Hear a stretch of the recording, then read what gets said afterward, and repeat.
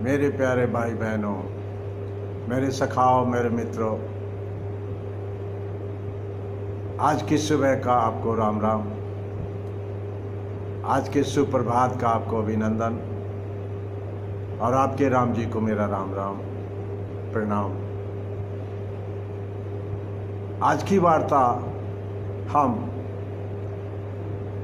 उस ग्रामीण भारत के नेतृत्व और संपूर्ण भारत के नेतृत्व के लिए हम जनमानस तैयार करेंगे। प्रजातंत्र में जो व्यवस्था में हम जी रहे हैं, जिस व्यवस्था को हमने बनाया है, प्रजातंत्र की व्यवस्था में किसी एक समाज के एक हिस्से, एक वर्ग या किसी जाति विशेष के लिए कार्य नहीं होता। प्रजातंत्र सर्वहितकारी है, सर्वजनहिताय है और जगत कल्याण के लिए सभी नागरिक एक ही स्थान पर, किसी को विशेष स्थान नहीं है, किसी वर्ग विशेष को, जाति विशेष को, और सभी बराबर हैं। और जब ये बराबर के धरातल पे खड़े हैं, सभी को अपनी राय वोट के जरिए देने का अधिकार है और अपना नेता चुनने का अधिकार है। प्रजातंत्र में सबसे बड़ी जो प्रजातंत्र की देन है मानवता को, वो ये है कि प्रजातंत्र में हम अपना लीडर चुन सकते हैं। हम हमारे लिए कौन लीडर होगा, कौन हमारा नेतृत्व करेगा, इसका निर्णय हम खुद करते हैं अपने वोट के जरिए। ये अपने आप में बहुत बड़ी और एक अनोखा उपहार है प्रजातंत्र का, कि हर नागरिक का अधिकार है, हर नागरिक को अधिकार दिया गया है और हर नागरिक के सुझाव की और वोट की कीमत है, क्योंकि हार जीत एक वोट से भी हो सकती है। तो हर एक वोट की अपनी अहमियत है, उसका अपना अधिकार है और उसका अपना स्थान विशेष है, उसकी इज्जत है। मानवता ने बहुत से राजतंत्र के प्रयोग किए हैं और सभी तरह के राजतंत्र के प्रयोग किए हैं, लेकिन उन सारे प्रयोगों में हम असफल रहे। हम पूरी मानवता को, सभी नागरिकों का भला नहीं कर पाए, सबके लिए काम नहीं कर पाए। इसी कारण एक ऐसी आवश्यकता का जन्म हुआ, एक ऐसी भावना का जन्म हुआ, और जब इस भावना को पहचाना सभी ने अपने हृदय में कि सभी बराबर हैं, फिर वर्ग विशेष क्या होता है? केवल एक वर्ग को ही या एक जाति विशेष को ही सब कुछ मिल जाए और दूसरे वंचित रह जाएं? ऐसा नहीं होना चाहिए। ये न्याय के विरुद्ध है, ये बराबरी की भावना के विरुद्ध है, ये प्रकृति के नियम के विरुद्ध है, क्योंकि सारे मनुष्य परमेश्वर के संतान हैं, सभी बराबर हैं। तो हम प्रजातंत्र की, इस राजतंत्र की प्रणाली तक पहुंचे और सभी के अधिकार की हमने व्यवस्था करी और सभी के सुझाव और सभी की सलाह की हमने व्यवस्था करी। इस वोट के जरिए हम नेतृत्व को चुनते हैं और हमें समय मिलता है कि हम उस नेतृत्व के, जो हमारी भावी नेता होगा, हम उनके चरित्र का अध्ययन कर सकें, उनके बारे में पता कर सकें और अपना विवेक से, अपने ही विवेक से हम ये निर्णय करें कि हमारे वोट का कौन अधिकारी है, किसको हमारा वोट जाना चाहिए। अगर हमारा मानस जातिवाद, वर्गवाद, एक धर्म विशेष, एक क्षेत्र विशेष, अगर इन्हीं परिधियों की जेल में फंसा हुआ है हमारा अपना मानस, तो हमारा वोट भी ऐसे नेता को चुनेगा जैसे हम हैं। हमें आज दर्पण के सामने खड़े रहकर अपना ही चेहरा इस दर्पण में देखना है कि सत्य क्या है। और सत्य ये है कि जैसा हमारा मानस है, हम जिस परिधियों में घिरे हुए हैं, हम जिस कूप मंडूक बने हुए हैं, हम अगर जाति विशेष से बंधे हुए हैं, हम एक क्षेत्र विशेष से बंधे हुए हैं, हमारा मानस एक वर्ग विशेष से बंधे हुए हैं, तो हम सही नेता कभी नहीं चुन सकेंगे। हमें सही नेता का चुनाव करने के लिए अपने खुद के मानस को उस ऊंचाई तक ले जाना पड़ेगा जहां हम जाति, पाति, रंग, पैसा और सभी तरह की जो परिधियां हैं, उन परिधियों से बाहर निकलकर हम ऊंचे उठकर जब हम राष्ट्र के लिए, पूरे मानव समुदाय के लिए भला सोचकर और जो मानव समुदाय का सही नेतृत्व कर सकता है, उस नेता को हम चुनेंगे, उसको हम वोट देंगे। तो स्वतः ही हम ये तय कर देंगे कि हमारा भविष्य कैसा होगा। हमारा वोट ही हमारा भविष्य है। जो हम ये चुनाव कर रहे हैं, जो हम चॉइस बना रहे हैं, जो हम ये निर्णय ले रहे हैं, वही हमारे भविष्य का निर्माण करेगा, वही हमारा नेता होगा। और जिस कदम की बात राष्ट्रपिता गांधी जी करते थे कि जो मैं ये कदम उठाने जा रहा हूं, क्या ये कदम उस लाइन के आखिरी छोर पे खड़े हुए उस पिछड़े के, उस दरिद्र नारायण के, क्या ये काम आएगा? हर कदम एक चुनाव होता है, हर क्रिया एक चुनाव होती है। हम जो भी, जिस विचार को भी हमारे मानस में एक जगह विशेष देते हैं कि ये विचार अच्छा है, तो वो विचार हमारा नेता बन जाता है और हमारे पूरे मानस के ऊपर छा जाता है। और हम उसकी छाया के नीचे, उस छत्रपति के नीचे हम अपना जीवन चलाते हैं। ऐसी शक्ति है इस चयन में, इस चुनाव प्रक्रिया में, ऐसी शक्ति है। हम जो चुनेंगे उसी का आधिपत्य हम स्वीकार कर रहे हैं। हमने चुनाव किया कि आज हम मेला देखने जाएंगे, आज हम मंदिर जाएंगे, आज हम किसी तीर्थंकर के दर्शन करने जाएंगे, आज हम सत्संग में जाएंगे। जो आपने निर्णय किया वही आपका भविष्य बन जाएगा। तो जो आप चुनाव करेंगे वैसा ही आपका भविष्य का निर्माण हो जाएगा।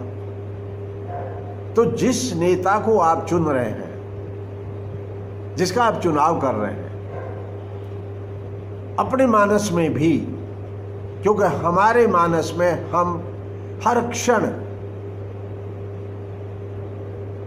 और क्षण प्रति क्षण हम चुनाव करते हैं कि कौन सा विचार विशेष है हमारे लिए और कौन सा विचार हमें प्रिय है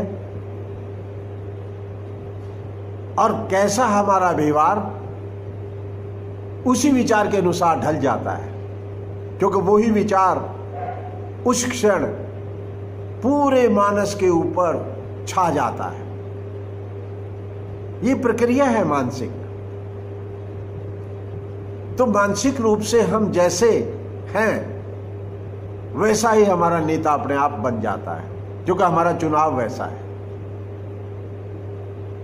और हमें नेता की क्यों जरूरत है? ये बायोलॉजिकल नीड है। ये इस जीव की क्रिया के साथ जुड़ा हुआ है। जीव ने जब ये पहचाना, लाइफ प्रिंसिपल ने, कि अकेले चने से भाड़ नहीं फोड़ सकते, अकेला अकेला होता है, और हमें एकजुटता में बंधकर हम बहुत कुछ कर सकते हैं। हम सारे संग मिलाकर बहुत कुछ कर सकते हैं।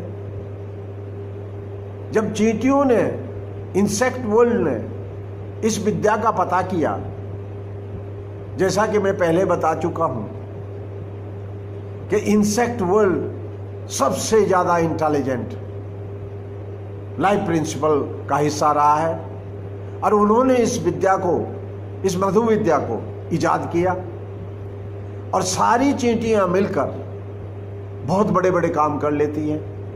सारी दीमक मिलकर बहुत बड़ी बड़ी, जिसको कहते हैं टर्माइट हिल्स, ऐसी पहाड़ियों का नाम दिया है हमने। वो छोटी छोटी दीमक ऐसी टर्माइट हिल्स का निर्माण कर देती हैं। मधुमक्खियां मिलकर एक एक कण पोलन ग्रेन्स लाकर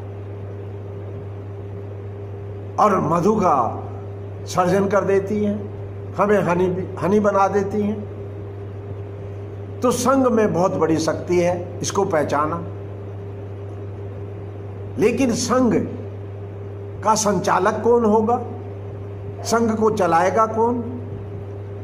उसके लिए हमें एक नेता की जरूरत पड़ती है।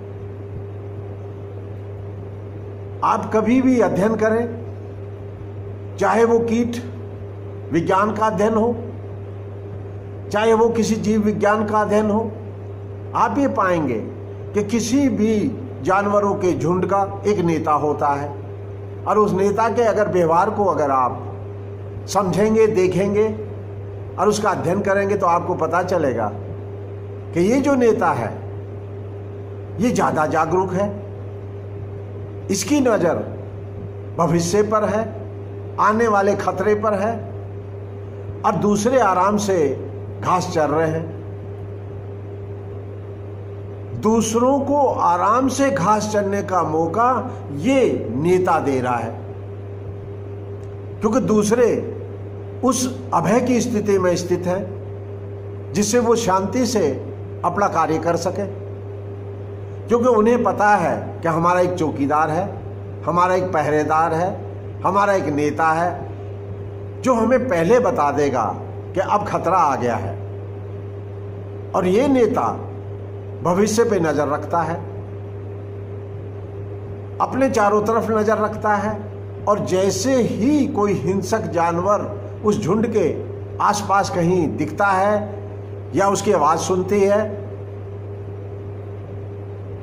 तो वैसे ही इसका सबकॉन्शियस माइंड, यहां एक बहुत बड़ी प्रक्रिया है जिसे हमें समझना चाहिए कि ये नेता नॉन लोकल कॉन्शियसनेस में स्थापित है। ये उस योगी की तरह है, उस संत की तरह है जिसको पूरे ब्रह्मांड का फिक्र है, उसकी नॉन लोकल कॉन्शियसनेस में स्थापित है, और सारे दूसरे झुंड के सदस्य लोकल कॉन्शियसनेस में है। यहां बहुत बड़ा फर्क है।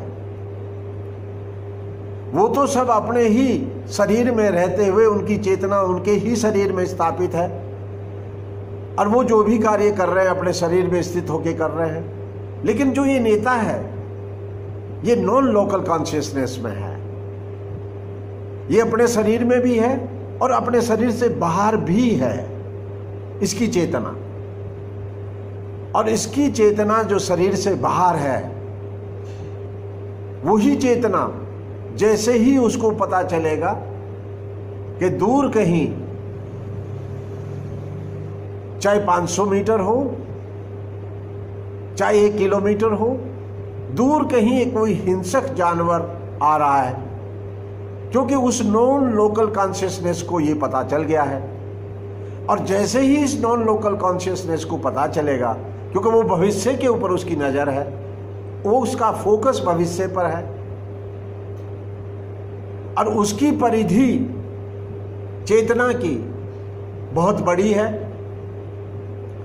उसका सर्कल ऑफ कंपैशन, अपने झुंड की रक्षा करने के लिए जो करुणा है, जो जिम्मेदारी का भाव है, उससे ये सर्कल का निर्माण होता है, सर्कल ऑफ कंपैशन। और उसकी परिधि कुछ किलोमीटर में है चारों तरफ, और दूसरे सदस्यों की तो अपने शरीर में ही स्थित है चेतना। लेकिन इसको पता चलेगा कि 1 किलोमीटर दूर कहीं हलचल है, कोई हिंसक जानवर है, और जैसे ही इसके सबकॉन्शियस को ये पता चलेगा, नॉन लोकल कॉन्शियसनेस को पता चलेगा, तो चेतन दिमाग को सूचना दे देगा उसी समय। और ये जो चेतन दिमाग को सूचना जा रही है, ये सबकॉन्शियस माइंड के जरिए जा रही है। हमारा सबकॉन्शियस माइंड सबसे जुड़ा है। जो लाइफ प्रिंसिपल है, वो पूरे लाइफ प्रिंसिपल से जुड़ा हुआ है। केवल हम दूसरों से इतने ही भिन्न हैं जितना हमारा कॉन्शियस माइंड है। इसको आप ऐसे समझ सकेंगे कि एक आइसबर्ग होता है, एक बहुत बड़ा बर्फ का पहाड़ अगर समुद्र में तैर रहा है तो उसकी चोटी बाहर निकली हुई है छोटी सी, और अंदर वो बहुत बड़ा है, और इसी कारण बहुत सी नाव उनसे टकरा के टूट जाती हैं, क्योंकि ऊपर तो चोटी बहुत दूर दिख रही है 1 किलोमीटर, लेकिन उसका शरीर तो यहीं आ गया नीचे, इतना बड़ा है वो शरीर डूबा हुआ, और चोटी केवल बाहर निकली हुई है। तो ये जो चोटी बाहर निकली हुई है आइसबर्ग की, ये हम है। केवल इतनी ही भिन्नता है हमारे में, हम इतने ही एक दूसरे से अलग हैं। बाकी हमारा पूरा मस्तिष्क, हमारी पूरी चेतना पूरे मानव समुदाय से जुड़ी हुई है, उस बहुत बड़े शरीर से जुड़ी हुई है। और ये हर पल है, हम सबके साथ हर पल बैठे हुए हैं, जुड़े हुए हैं। और नेता इस चेतना में स्थापित होता है, वो सबके हृदय में जुड़ा हुआ होता है।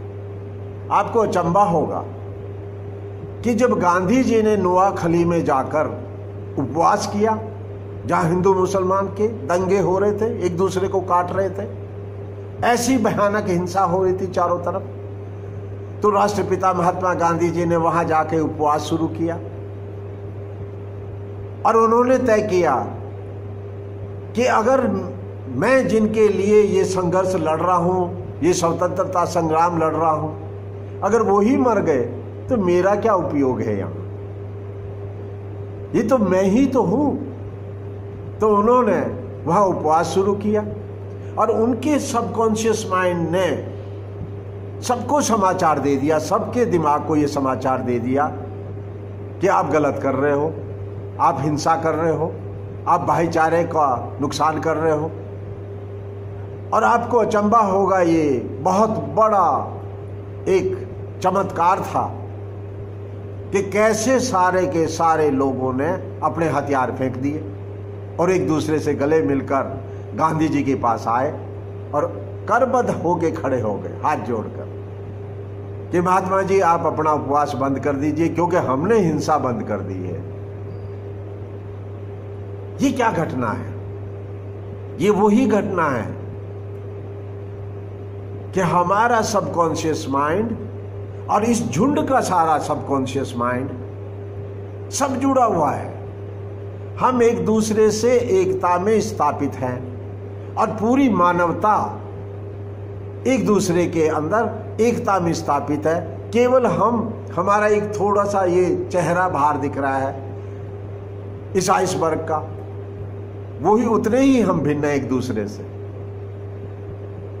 तो जैसे ही हमारी चेतना में एकता का भाव स्थापित होता है, सर्कल ऑफ कंपैशन पैदा होता है, वैष्णव भाव जब हम में पैदा होता है तो हम इस शरीर के पिंजरे से बाहर निकलकर हमारी चेतना सबके साथ तारतम्य बना लेती है, संबंध बना लेती है और हम सबके साथ एकता में स्थापित हो जाते हैं। ये प्रोसेस है कॉस्मिक कॉन्शियसनेस की, कि कैसे हम लोकल कॉन्शियसनेस से बाहर निकलें और सबसे एकता स्थापित कर लें और सबके दुख दर्द में शरीक हो जाएं और सबसे हम प्रेम भाव में स्थापित हो जाएं। ये गुण है सबसे बड़ा नेता का। और जब तक नेता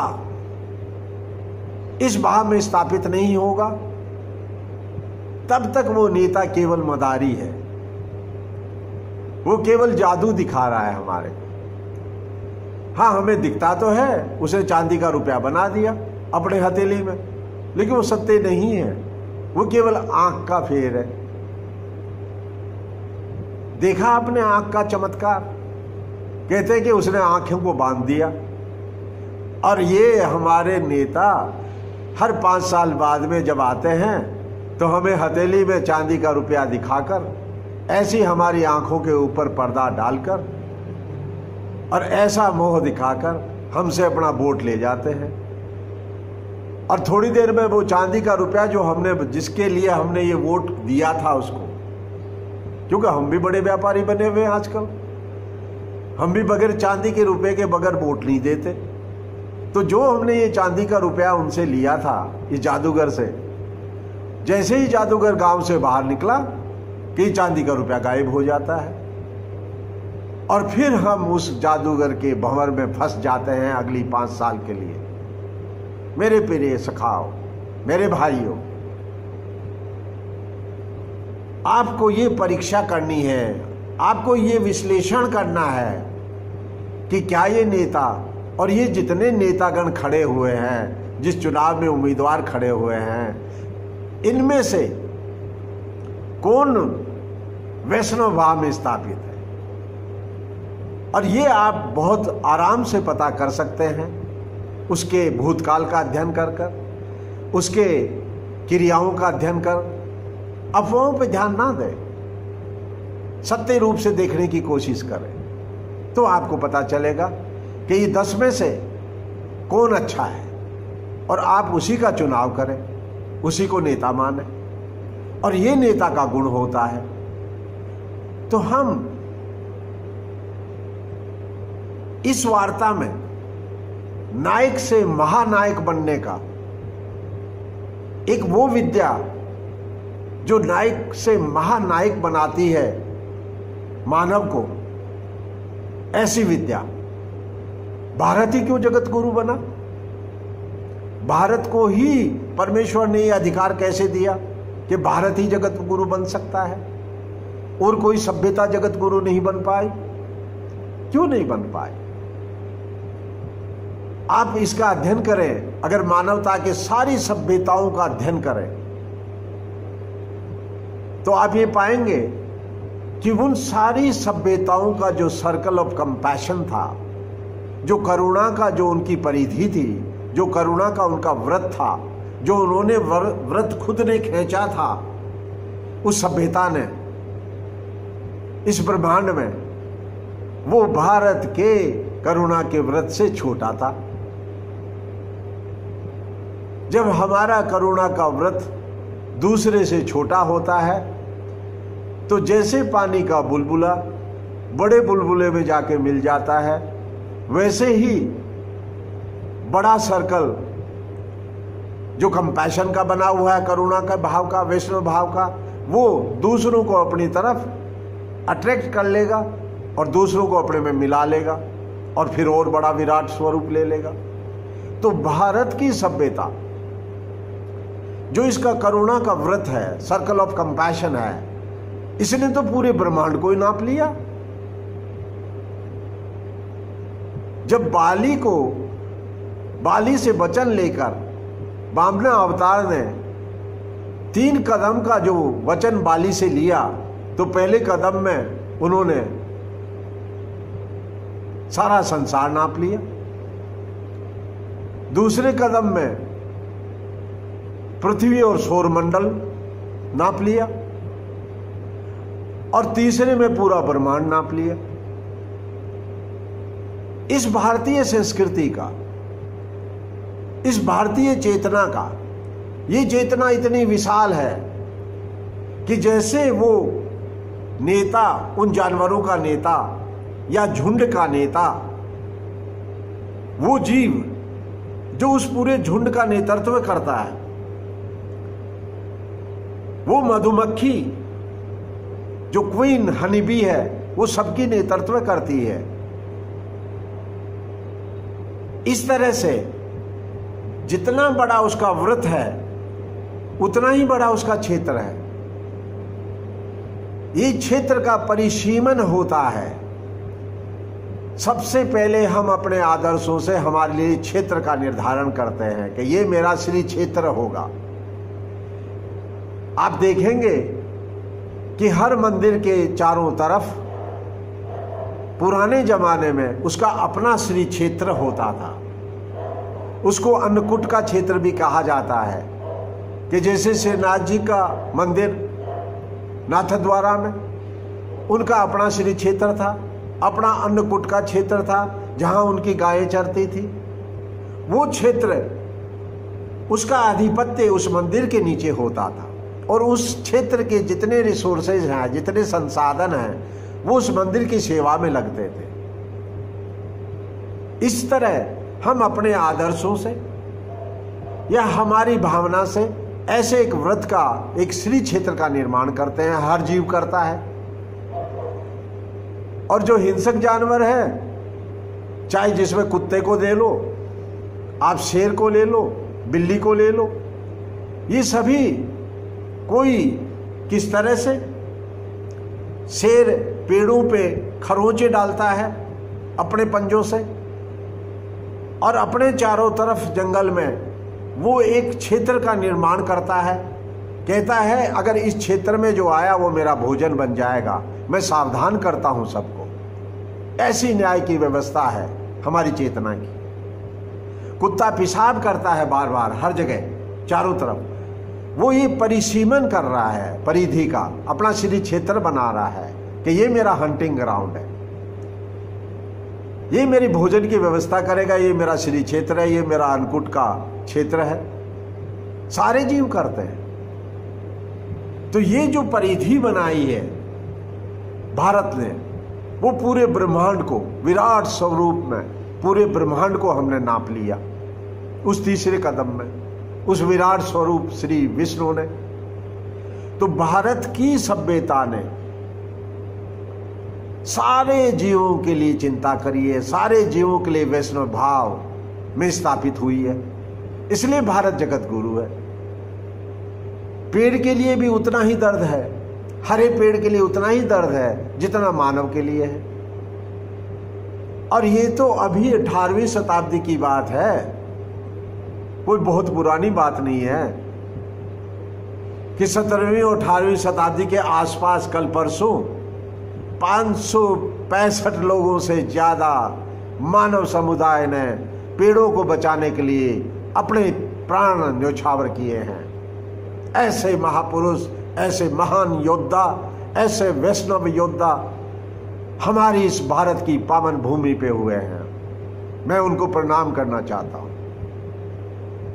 ऐसे महान योद्धा, ऐसे वैष्णव भाव में स्थापित हुए वे तीर्थंकर, 565 साधारण मानव, लेकिन वो साधारण नहीं थे, वो बहुत महान आत्माएं थी जिन्होंने पेड़ों को बचाने के लिए अपने प्राण न्योछावर कर दिए।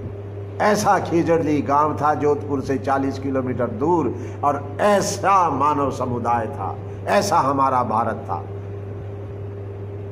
मेरे प्यारे सखाओ, मेरे प्यारे मित्रों, हमने केवल जीव जगत के लिए ही नहीं, मानव समुदाय के लिए ही नहीं, हमने जीव जगत के लिए ही नहीं, हमने तो पेड़ों के चारों तरफ भी और पूरे ब्रह्मांड और पूरी पृथ्वी के चारों तरफ और पूरे ब्रह्मांड के चारों तरफ हमारा करुणा का व्रत खींच दिया था। ऐसा जगत गुरु भारत था। और ये चेतना का व्रत हर जीव करता है। अब ये आपके चॉइस के ऊपर है कि आप कितना बड़ा कदम लेना चाह रहे हैं। भगवान बुद्ध ने पूरी मानवता के भले के लिए कदम उठाया कि मैं सारी मानवता को दुख से दूर कर दूं और मैं दुख का हान कर दूं। भगवान यीशु ने सूली पे चढ़ गए मानवता के उद्धार के लिए। भगवान शिव ने, भोलेनाथ ने हलाहल पी लिया, नीलकंठ हो गए महायोगी भोलेनाथ। पूरी जगत के कल्याण के लिए, पूरी सृष्टि का भला करने के लिए ऐसे हमारे महादेव हुए, देव के देव महादेव। और ऐसे जगत के कल्याण के लिए नेता होता है। नेता की ये परिभाषा है। और नेतृत्व करने के लिए आपको आत्म बलिदान करना पड़ता है। और ये आत्म बलिदान आपको हर क्षण करना पड़ता है। आपके हर कदम को इस आत्म बलिदान के रूप में पहचाना जा सकता है। और ये हम सबका धर्म है कि हम अपने जो सुझाव है, जो सलाह है, जो हमारा वोट है, जो हमारा अधिकार है, जो हमें मानव जन्म के साथ हमें ये अधिकार मिला है कि हम अपने सही नेता का चुनाव करें। और ये पहचान है कि किस नेता का सर्कल ऑफ कंपैशन, जिसके अंदर सारी जातियां आ जाती हैं, पूरा समाज आ जाता है, पूरा राष्ट्र आ जाता है, पूरा क्षेत्र आ जाता है, जो कूप मंडूक नहीं है, जो केवल अपने ही कुएं में बैठकर छोटी सी तलैया में टटर कर रहा है, तो वो हमारा नेता कैसे बन सकता है। तो हम ये तय करें और पहचान करें कि नेता होता कैसा है। तो हमारी वार्ता की श्रृंखला में हम नायक से पहले नायक की पहचान करेंगे, कौन नेता है, जैसा कि अभी हम बातें कर रहे हैं। हमारे सत्संग में आपके सामने ये उजागर हो रहा है कि नेता कैसा होना चाहिए, नेता का मानस कितना बड़ा होना चाहिए, उसका सर्कल ऑफ कंपैशन कितना बड़ा होना चाहिए।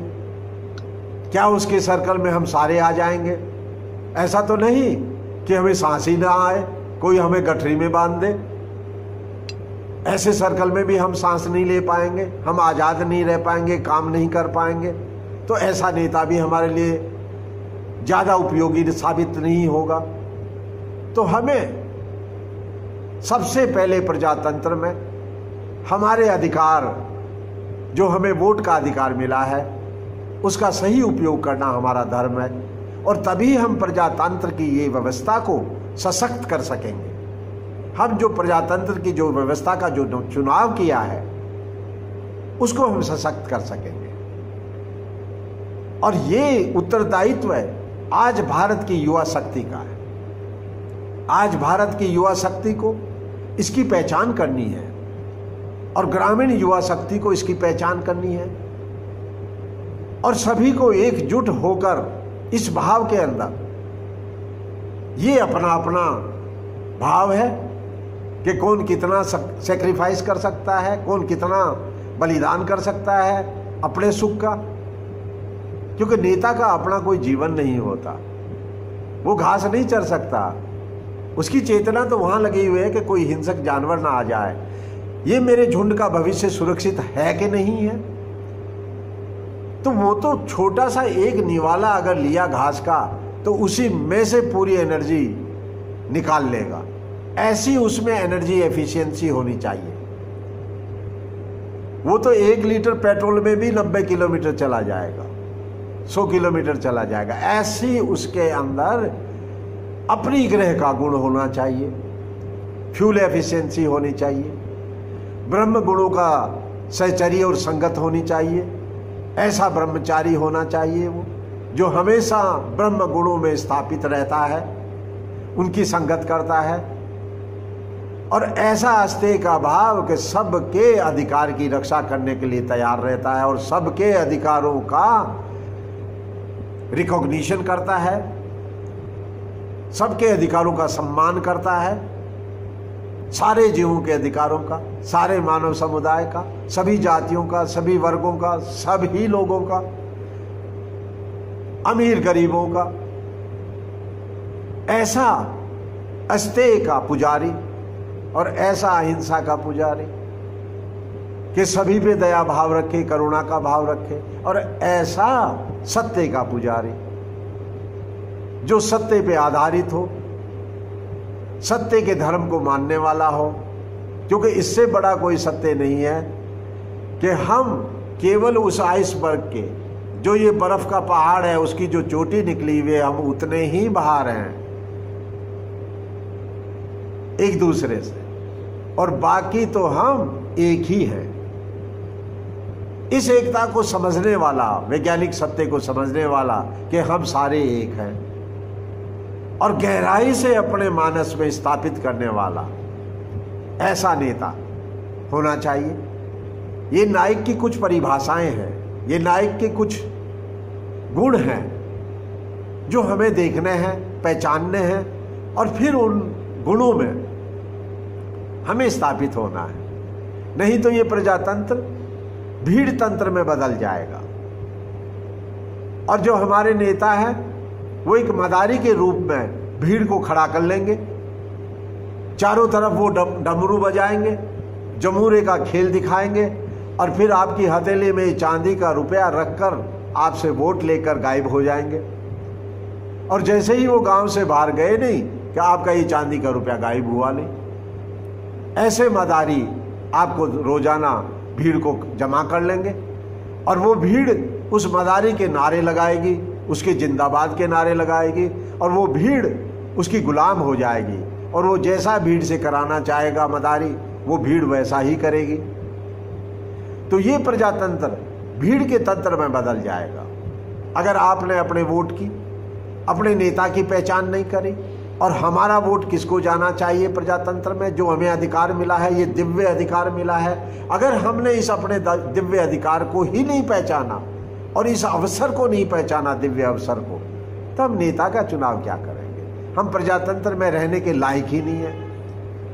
हम तो भीड़ तंत्र के लोग हैं कि कभी इस भीड़ ने उसका घर जला दिया, कभी इस भीड़ ने उसकी गाड़ी जला दी, और कभी इस भीड़ ने किसी को मार दिया।